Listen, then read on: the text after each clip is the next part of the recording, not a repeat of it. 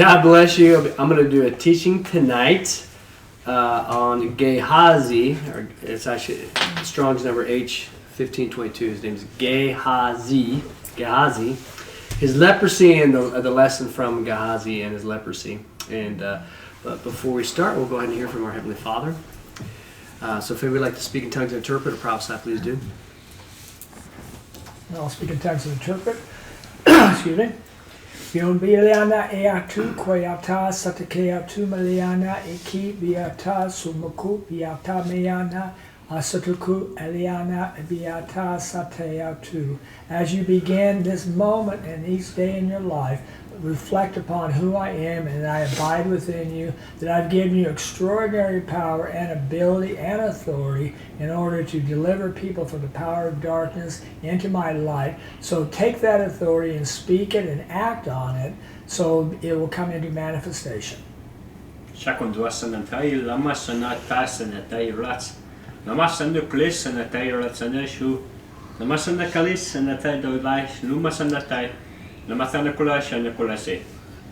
children, don't be afraid to stand out and step out in faith with me. Do not be ashamed of me. Don't be afraid of me or my name. My children, I created you. Do you know how bad it hurts when you shade away from me for this world? Stand with boldness and authority, children, that authority that I've given you. And seek me often, because when you seek me, you seek my peace. Deliver yourselves up as Abraham took his son and climbed up a mountain. I want you to take your pride or whatever it is you struggle with, and I want you to come to me with it. I want you to come to me with it and ask for help with it, and I will help you. I am well pleased with each one of you. Yeah, I'm well pleased with each one of you. I see your struggles and I see your triumphs. I see your rejoicing. Know that it is imperative for you to spread my word, to share my word, because my word is just not written on a piece of paper. My word is life. It's life-giving. And I put it there for a purpose, and that purpose is for my children who have received it and believed it to share it. Whether it's in your walk or in your speech, share my word and be shining like lights. My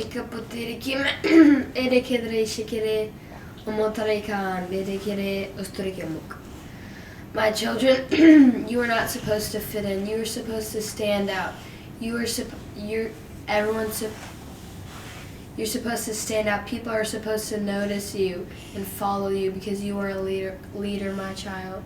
So don't be a follower, be a leader. And thank you, Father, for those words. What a blessing, how many times I can imagine people going to churches and going, we just want to hear from our Heavenly Father. What does he have to say? Come with the prophesy. No, we're not going to do that. No, you shut down. No, we're not going to hear from you that way. And if there was, even if the teaching was horrible, which I hope it's not, what a way to start. Yeah. You get to hear from him. Well, who does tongues and interpretation like that? We're not doing this to blend in.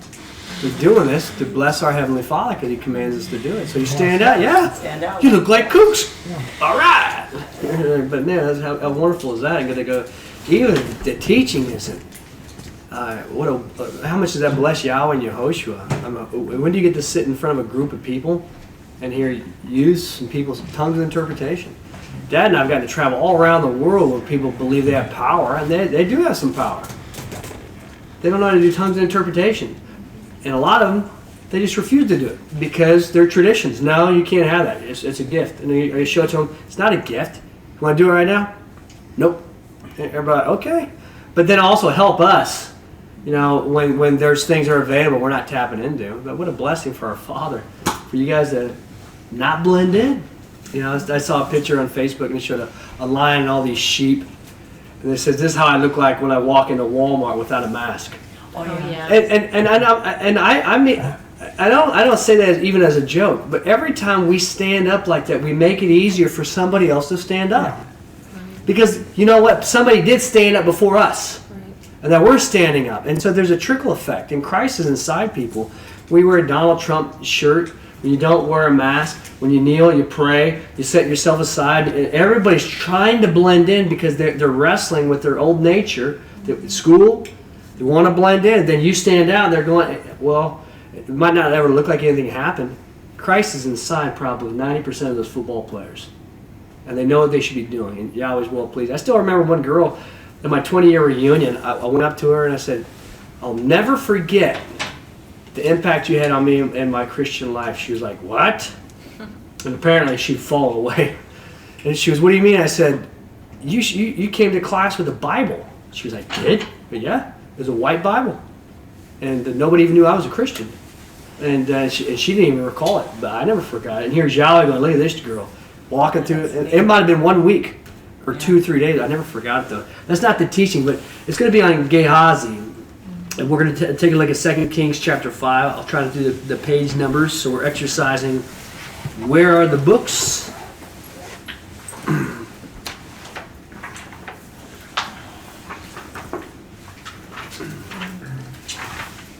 Gehazi.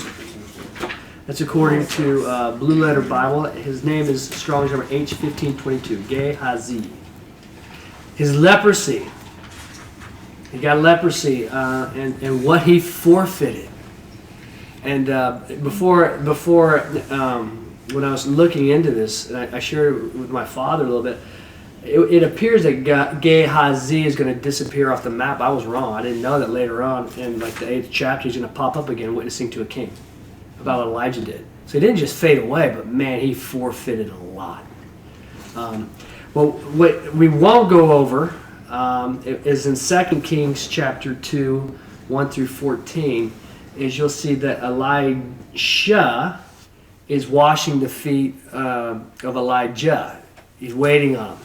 And it's really cool. Actually, we'll turn there real quick.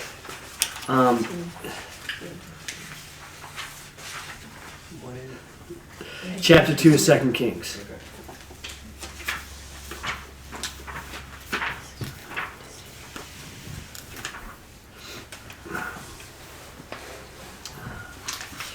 But here, I'm just going to kind of just show something which is kind of neat with the 2 Kings chapter 2. There we go. The response that Elijah is going to say, it appears that Elijah, J comes before S, so J is first, Shah is second. But Elijah is going to say, hey, hang out with me. And he has the same response over and over again, like in verse 2. And it's like the third paragraph in that verse. See, by the life of Yahweh, by the life of thine own soul, I will not leave thee. He was on a mission. Is that what Elijah was requiring of him? Not necessarily. Sometimes Yahweh's going to ask you to serve somebody. They're not the ones asking you to serve them. They're going to go, I don't care if you come or not. Elijah goes by your life and by Yahweh's life, or what do you say? By the life, by the life of Yahweh. That's a big life. I will not leave thee. You're going to go, how neat is this guy? And then you read down, and he's going to say this again, verse 6. I think he says it like 3 or 4 different times. Verse 6, and Elijah said, tarry here, I pray thee. And go to the second part. He said, by the life of Yahweh, by the life of thine own soul, I will not leave thee. He knew what his mission was. He wasn't going to forfeit it. Now, and what does he do? I didn't know. Look right above it, chapter 2. What's it say in the italicized? Elijah taken to heaven in a storm. In a storm. That was new to me. I never knew that. I always thought he was taken up in a chariot. And I didn't know Rothram pointed that out until I was reading Edersheim. Edersheim goes, he wasn't taken up in the chariot. It was a storm. Here's a chariot. And then I had to read it. And I went, wow. I wish Rothram would have pointed that out. And I went, he did. I just never noticed it. He was taken up in a storm, not a chariot. And what's neat is, I'm going to get, even before this, when Elijah was called to go to tell Ahab, hey, I got a message for Ahab. Who did he go to? What was the guy's name? Obadiah goes, if I go tell Ahab you're here and you're not here when we come back, I'm going to die. He goes, how do I know Yahweh's not going to take you up? So apparently, did you guys know that? Before he was taken up in a storm, Obadiah knew about, for some reason, he was under the assumption that Yahweh's going to take you up, and it could have been, this is what Yahweh did with his prophets. You ever heard of like overnight flight? Oh. Would be nice to relocate your prophet real quick. Oh, yeah. This is before TSA. Yeah. Gonna go, okay, but here's Obadiah. He's gonna take us somewhere, and Elijah goes, he's not gonna take me. But then later on, it's gonna happen with Philip too. It's gonna Yahweh teleporting or whatever you want to call it. But anyways, Yahweh does take him up in a storm. Elijah's heart, my father. Then he takes the mantle that Elijah had split the Jordan. The Jordan's a great descender, this huge river. Before they first crossed the Jordan, Elijah, the first one, hit it, and it splits. Just like Joshua with the ark. Now Elijah, okay, he asked for double portion of the Spirit. Once he gets it, he goes back and he says, where is the El of, is it El or Elohim of Elijah? And he hits the water. That was the beginning. Was this guy ready or not? Yahweh's going to tell you and each one of us. It doesn't matter what your mom, your dad, or your brothers, your sisters, or your peers say. What did I tell you? Well, they gave me a way out. Before Dad went on the Heavens Fest, he came back from Colorado. He's going to go do a tour about the world's most accurate Bible. I got a shove. You go with him. I told Dad I'll go with you. He goes, I don't need you to go. I went, I'm going. I said something like, he was like, I really don't need anybody to go. And I go, I'm going unless you tell me I can't. And it wasn't, I just knew what I was supposed to do. I had no idea what was going to happen. But in second, then Elijah gets, he starts his ministry. And boom, wonderful things are happening. Now there's a new guy named Gehazi who's going to be the assistant of Elijah. I don't know the time period, but I would assume it's a long time period. Now we're going to fast forward to chapter 5. The next guy that would appear to be taking the mantle from Elisha is Gehazi. Okay. Now who does he work for? Prophet. Has he seen some pretty neat things? I can imagine. Does he get to witness some neat things? Yes. Do you think, if you work for the prophet, you get to ask some probably cool questions? Hey, I got a question. What's up with Enoch? What's up with this? You know, so these things. So try to put yourself in a position that this guy had a good relationship, and he's not a wicked guy necessarily. And we're going to read chapter 5. So if we could have some volunteers, chapter 5, verse 1, and then just take over. Mom, why don't you start? Now Naaman, general of the army of the king. Oh, before we start, I'm going to give you a couple things that are going on here.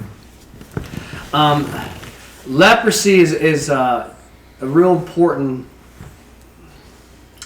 Some important things that you know about leprosy. When Miriam in Numbers 10:12, I believe. When she says she gets envious of Moses, she goes, aren't Aaron and I prophets too? Can we talk to Yahweh? And Yahweh gives her leprosy.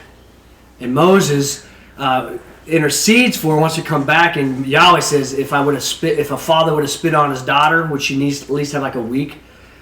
Can you imagine Yahweh spitting leprosy on somebody? Does she do a 180? She does. And it's the one blemish that I know of Miriam. But man, you got cocky with Yahweh. What does leprosy mean? Separation from Yahweh. And in the temple.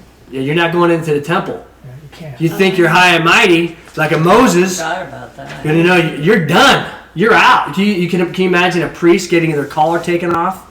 Or whatever, going to go give it up. And you're like, and even it makes me think of Yahweh when he told Moses to take Aaron's priestly garbs off and put them on his son. He's like, you're done in that area. Now that wasn't negative with Miriam. If you got leprosy, you're done. You're out. Your security clearance has been revoked. Then she does 180. But leprosy then also in Uzziah in 2 Kings 15:15 and 2 Chronicles 26:19, I believe. Here's a king. Yahweh is my strength is his name. But then later on he gets real cocky and he decides that he's going to go act like a priest. What happens to him? Yeah, Go ahead. Well, he's in the temple Okay. with incense. Who can only do that?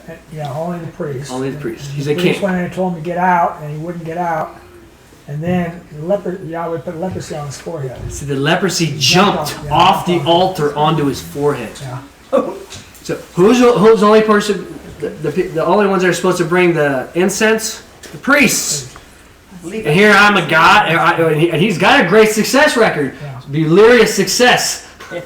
That's for all of us. You know, you get really good at football, whatever, once you get it. But here it was, they said the leprosy jumped onto his forehead.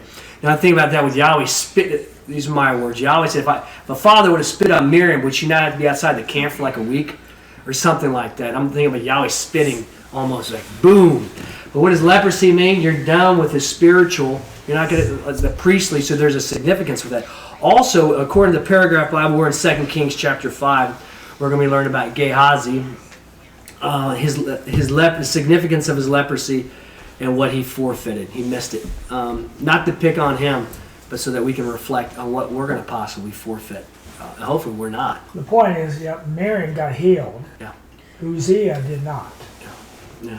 And that's going to be part of the teaching too, is that some of these lessons in the Word, we'll get to see people that turned and other great ones that never came back.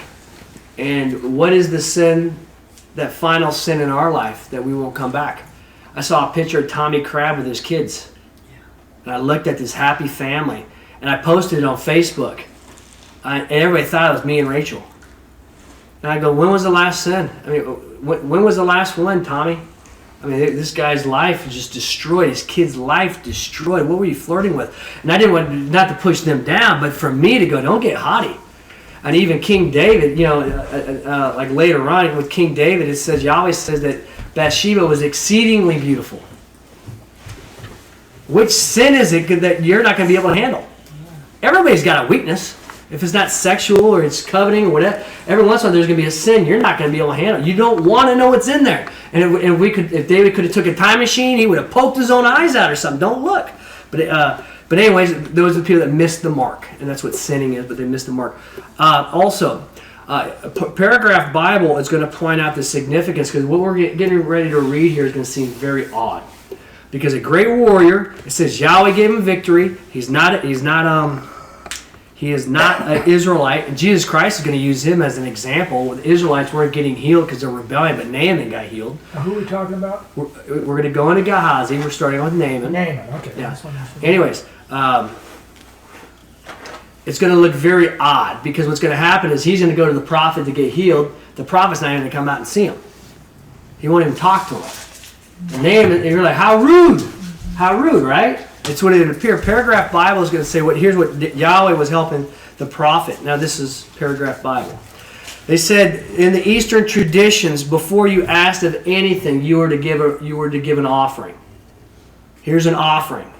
And then they were to take it, then you would ask it. Naaman, who's a righteous man, or Yahweh's giving him rewards, Yahweh wants him to be healed, is getting ready to give the prophet a bunch of stuff that is contaminated with leprosy. And the paragraph Bible says if Elijah would have came outside and said, I don't want any of your stuff, it would have insulted him, might have blown the whole leprosy thing. This is a big healing. Jesus Christ is going to talk about this years and years and years later. So what is Yahweh going to do? He's going to look like he's going to be very offensive. And the objective is don't go outside, because if you go outside, you'll have to reject the gifts. Stay inside so you don't have to see the gifts, so you don't have to offend them. So it's kind of the lesser of evil. He's going to get offended. And sometimes in our lives it's going to be the same way. They're going to be upset. They're going to be offended. Chapter 5, verse 1. Now Naaman, general of the army of the king of Syria, was a great man in the presence of his Lord, and held in honor, because by him had Yahweh given deliverance to Syria.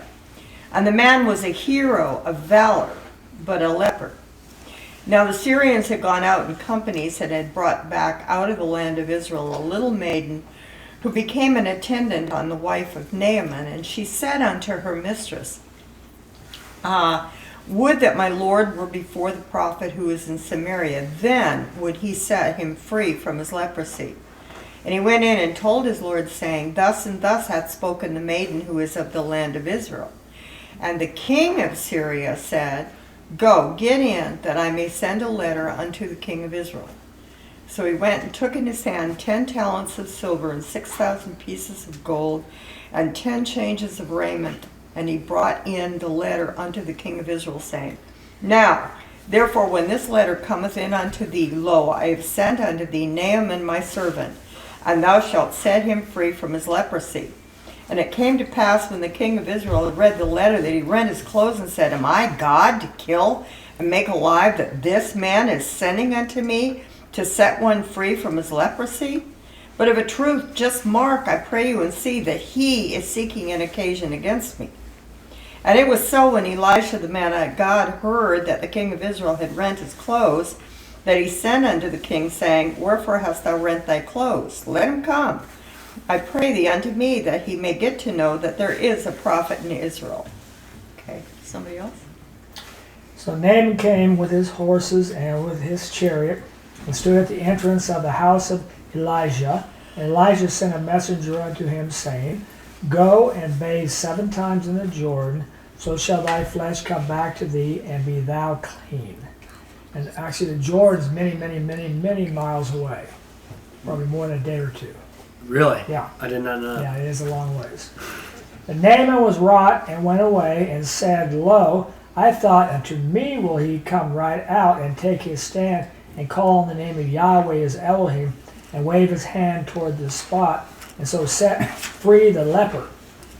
Are not Abana and Pharpar, the rivers of Damascus, better than all the waters of Israel? May I not bathe in them and be clean? So he turned and went away into a rage.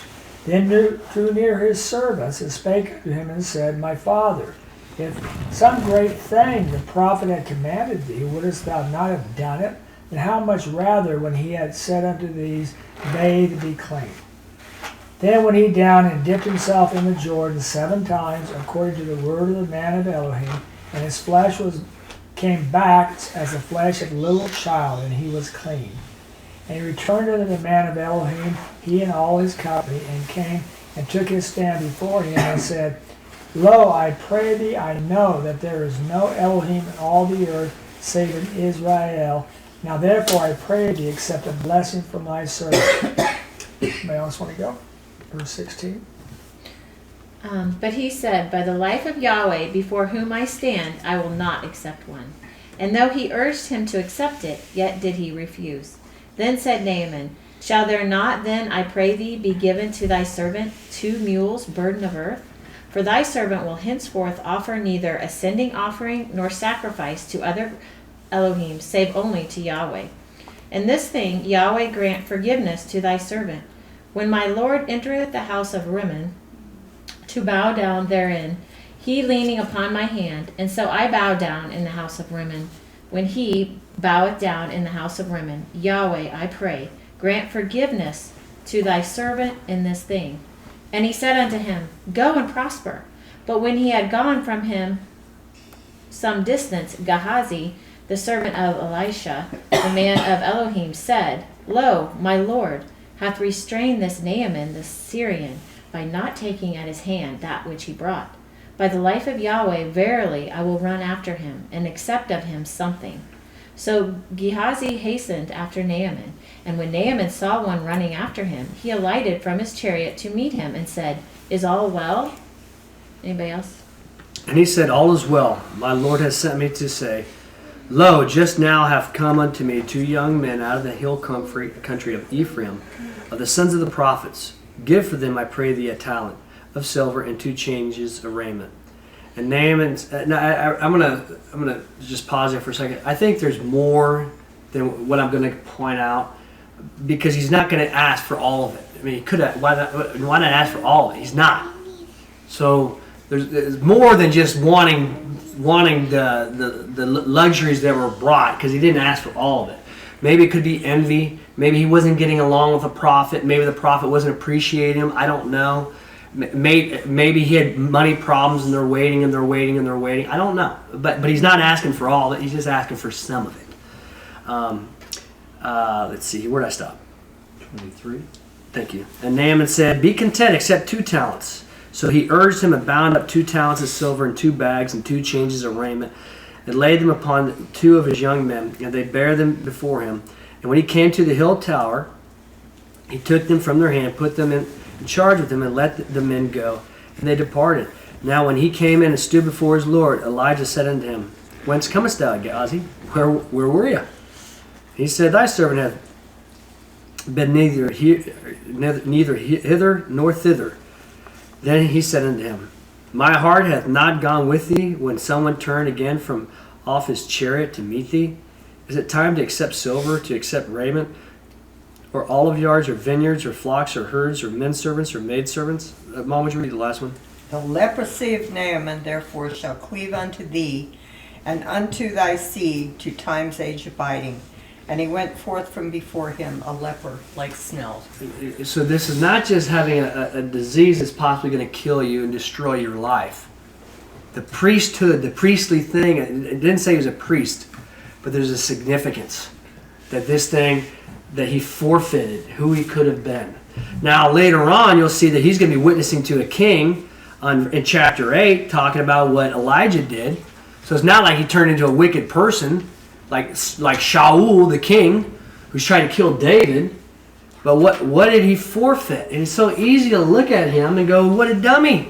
Yeah. But he got the leprosy. He never turns back to Yahweh. You're going to go, what's going on, Gehazi? And Matthew chapter 13. Are we coming back to this? Yeah, you might keep a finger there. It's page 386 if we come back. Yeah. And the nice thing about Matthew, just the chapters are usually with the page numbers in the New Testament. Chapter 13, page 13. Isn't that nice? Isn't that nice, Father? He did that for me. Yeah, that was nice. But, and this is the same thing as Tommy Crap, or similar. In verse 18, hear ye the parable. I used to think about, should I say his name? Not really offend him.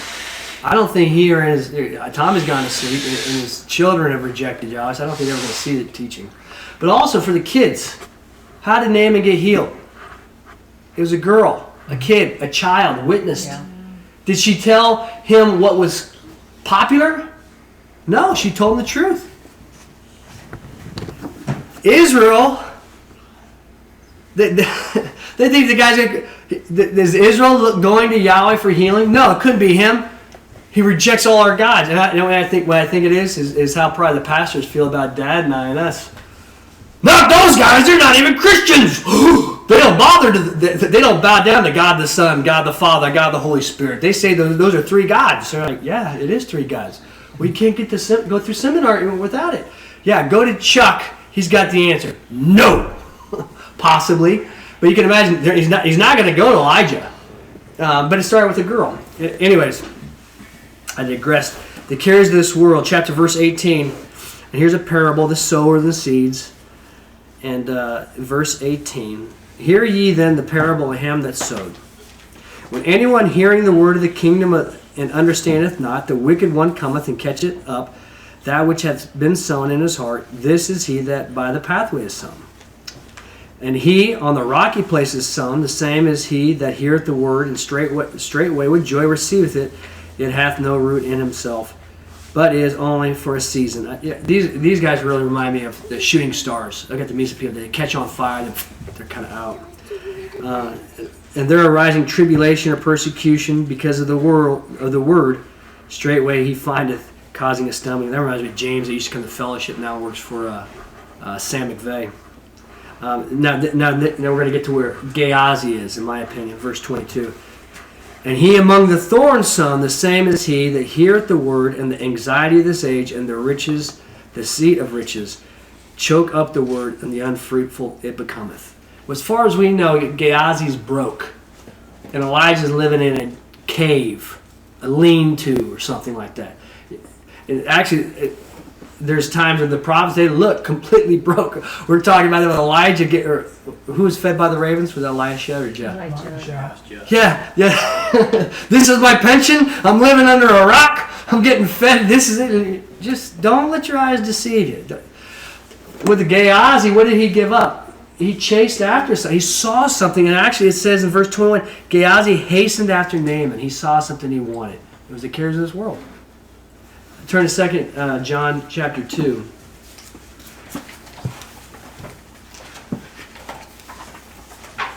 So Gehazi's not some. This is the guy being groomed up. I've never been asked for a prophet's never come to me and say, "Come with me and you'll carry my mantle." So this guy, he had a bright future. But if Gehazi is going to get tricked like that, who the heck do I think I am if I'm not preparing myself? The cares of this world. It's going to choke you out. I'm sick and tired of not getting to pay this debt off. Or I'm sick and tired of not having this or whatever it is. But it got him. 2:15-16. Elijah, would you read that for me? Second John what? 2 John? Did you say 2 John? You said 2 John. I meant 1 John, sorry. Oh. Okay. It's 1 John 2. 1 John what? Chapter 2. Chapter 2. 2 verse. Thought that was like a test or something. Is it one of my typos? 1 John 2:15-16. Be not loving the world, nor yet the things that are in the world. If anyone be loving the world, the love of the Father is not in him. Because all things that are in the world, the coveting of the flesh, the coveting of the eyes, and the vain grandeur of life, is not of the Father, but is of the world. Yeah, that's a great one to memorize. Actually, when my dad had that one as his retimer to memorize, I did with mine. I'm going to go, because the coveting of the eyes, Gehazi saw something, the coveting of the flesh, gold, bills. How would you like to have your mortgages paid off? Yeah, would that be nice? The vain grandeur of life, captain of the football team, or here's Aaron, whatever it is, whatever the hero is not of the Father, but is of the world. And you can't have both. Be not loving the world, nor the things that are in this world. If anyone's loving the world, the love of the Father is not in him. If you're chasing after those things, you're leaving Yahweh. Woo! And some people can handle those things, like Dad points out with Hobby Lobby. He's got some billionaires and stuff like that, but you don't want to be distracted.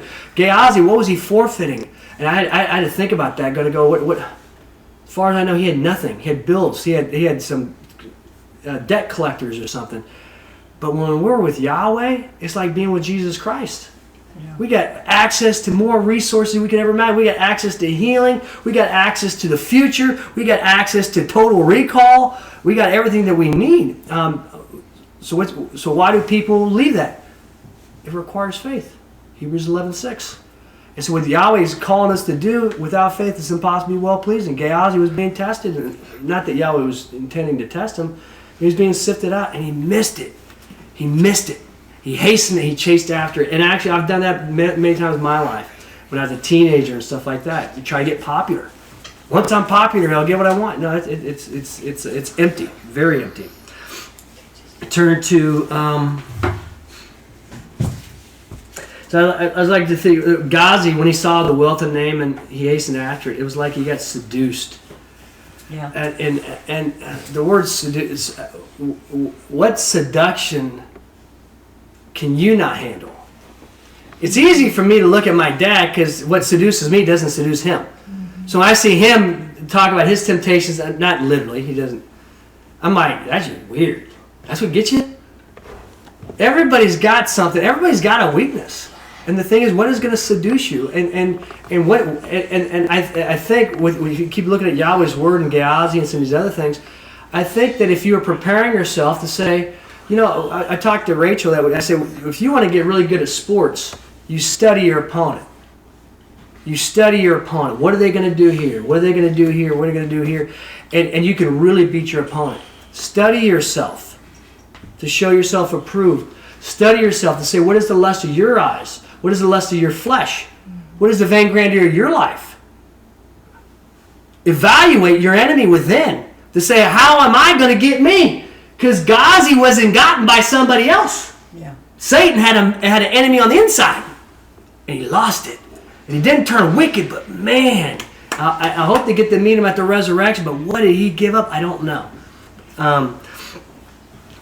So study your opponent yourself to say, Satan doesn't get to come in here. I don't hear from Satan. I live a holy life. There's no pornography. There's none of these other things. Okay, let's talk about the other guy you got to deal with. Boom. Right here. You got Adam in between your head. What are you doing about him? Oh, no, he's a nice guy. Okay. What's interesting? Here's what's neat about the next scriptures that I want to share with you guys. As I was reading this, and Yahweh was unveiling things to me. personally, what's going to get you, Aaron? I'm a show off. You guys know that? Like attention? That's probably not a shock to you. You can imagine, okay, all right. Anyways, there are temples. You know, it was neat because when we went to Cozumel in the area, there's ancient Mayan ruins. And the North American Indians didn't even have a wheel or a written language. Right? They're almost like Neanderthals. Good hunters. That's about it. You go farther down, you go into the tropic areas, these guys have keystones. Not only can they build, but they know what the keystone is. I'm looking at this. These guys, look how smart they were. Do you know that? You know where those temples were 150 years ago? They didn't know they existed. How did they find the temples, Tim? Well, they flew over them. And guess where these temples and these buildings and these cities were? Under the jungle. The jungle had overtaken them. I was walking up your front porch and I saw vines growing from one side and vines growing to the other side.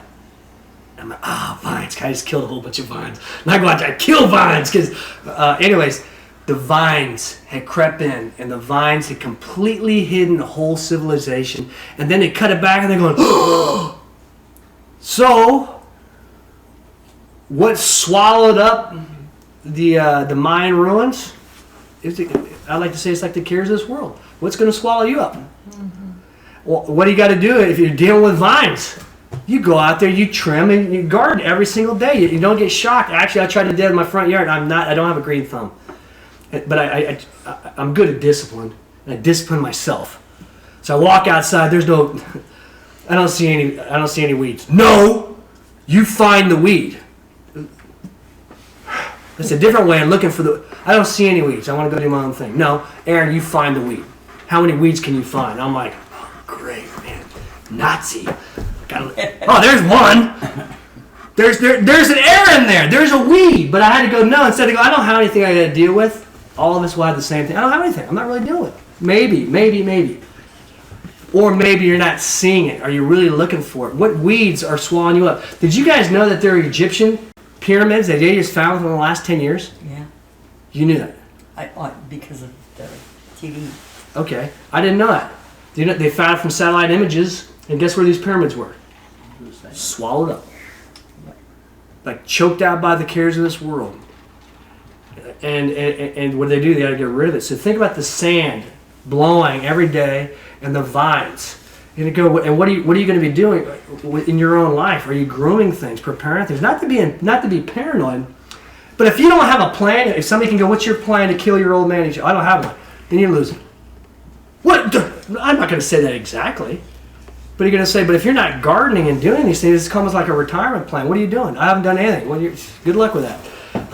But I'd like to think about the Mayan ruins, the Mayan temples, or the Egyptian pyramids getting swallowed up. And I could see that in the cares of this world. How that happened with Solomon. How did Solomon? How did that happen? And I bet you it was just vines, growing and growing and growing. But we can learn not to push themselves down and not to exalt ourselves. But to go, what spiritual things are wrapping around me right now? Turn to Colossians chapter 3.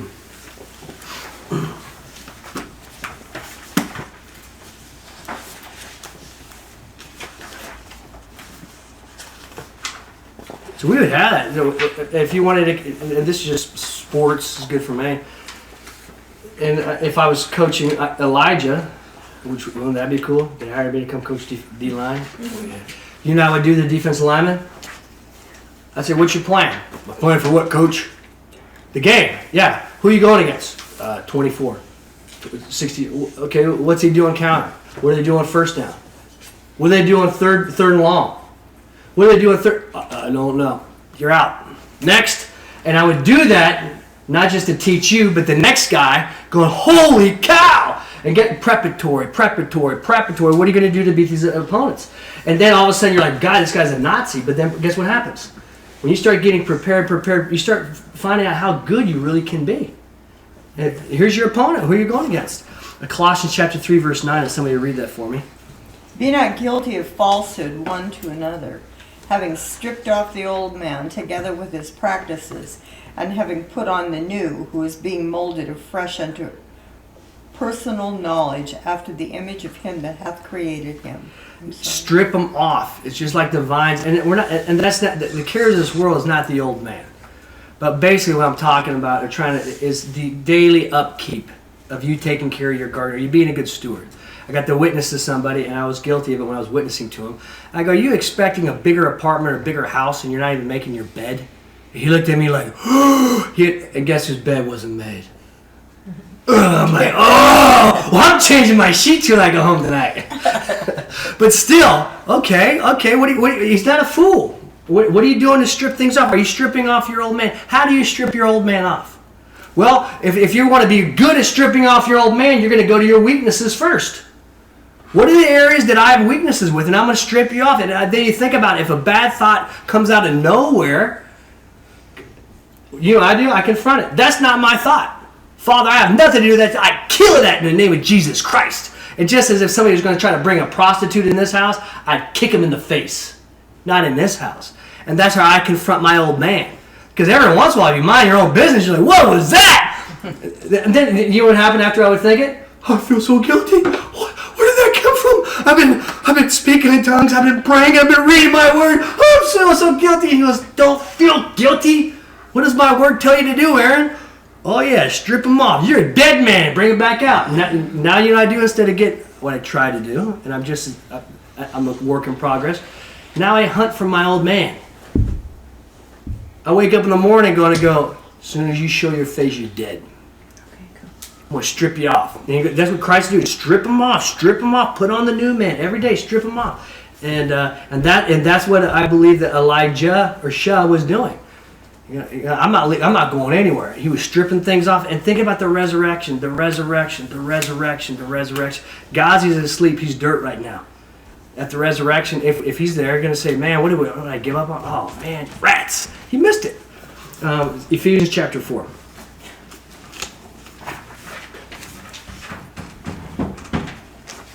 I need to talk to somebody about my weaknesses. And instead of it being embarrassed, we should say everybody's got a weakness. And just because my weakness isn't yours, and how you going to beat it? So if I could go back in time, I would have been, I'm right here there for you, JD. And then he'd be like, really? Yeah. And then go, then I need to talk to you about my weakness. Because I'm really embarrassed about it. And guess what? I'm probably not the only person that's embarrassed. All of us are embarrassed, I would think. Ephesians chapter 4, verse 22. Would you read that, Mom? That you were to strip off as regardeth the former behavior, the old man who corrupteth himself according to his deceitful covetings. Yeah, that's inside you. You got to deal with that. You got a tapeworm that's taken over. You're gonna go. You got to fight this thing. I had some nightmares last night about heartworms and stuff taking over an animal. And I wonder if that was even part of the teaching. Maybe Yahweh was communicating something. We have parasites. We have an old man that's living. And what are you doing to kill him? And I don't know. Well, just because you don't know doesn't mean you're not doing something. Are you listening to the word? Yeah. Are you speaking in tongues? Yeah. Are you praying? Yeah. Are you reading the word? Yeah. Are you listening to Christian music? Yeah. Okay, good. But you're going to say and read what happens in verse 23. I love this one, especially for the ladies, for my mom. What's that say, 23? And we're getting young again in the spirit of your mind. And where we are to put on the new man of new mould, who after Yahweh had been created in his truthful righteousness and loving kind, wherefore stripping off what is false, be speaking to each other. It's preventative medicine, stripping it off every day. The cares of this world of my old man are not going to temple up this, or are not going to choke out or cover up this temple. And if it starts and I don't notice that there's sand dunes getting ready to blow over me, approach me in a loving way and say, we got to talk. Aaron, you think you're doing a good job. You got vines and stuff all over. Have you looked at I don't even know the back. I see pictures of the back of my head back sometimes. I'm like, that's what I look like? I don't even know what I look like back there. But it could be the same with the temple. You are the temple of the living God. What are you doing to take care of it? You will be swallowed up just like the Mayan and the Egyptians. Now, I was going to read my note. And so back to Gehazi. I was going to read his notes. But yes, so the cares of this world, well, So King David didn't know that in 2 Samuel chapter 11 verse 2 she was exceedingly beautiful. Man, okay, not to pick on David, but we got to, obviously that was one of David's weaknesses. And it was his one big thing. Okay, but what can we learn? Because she was exceedingly beautiful. Gehazi didn't know by seeing these things. But Solomon, Samson came back. David came back. And I'd like to think that I'll always come back too, but not to live in fear, but who's to say Solomon didn't think he was going to come back? Or Saul. I'm going to say, don't flirt with this stuff. Don't flirt. We don't know. Let me see here. But that's it. So what did Gehazi forfeit? And you're going to go, he was chasing after the cares of this world. And in my own life, I really like people. I want to blend in with people. I want people to like me. That's one of my weaknesses. Well, Father, we thank you for these words. We thank you for the teaching. We thank you for the healing that's occurring in all of us. And we thank you for these words. Do not be fearful of the future that I plan for you. For inside you, when I even open up that book in your heart and on that shelf about what I desire for you, you have a tendency to shrink back sometimes because it's scary, it's unknown, and you're afraid that I'm going to ask you to do some things that you can't do, or it's scary, and you're right. But that's the point of your life. The point of your life is to exalt me. The point of your life is to produce fruit, faithful obedience fruit for me. So I'm going to call you in a direction that nobody knows, but it's going to be so well worth it. If you put your heart at the resurrection, if you put your heart at kneeling before Jesus Christ, as your whole life flashes before your eyes, if you put your heart there, then you will have what you need. It'll be a tether that will actually pull you over and through the unknown. Instead of looking, going, he's going to ask me to do something difficult, you'll get to see your heart and your reward on the other side of it. And then you can also be like Elisha. Amen. All right. Amen. Amen.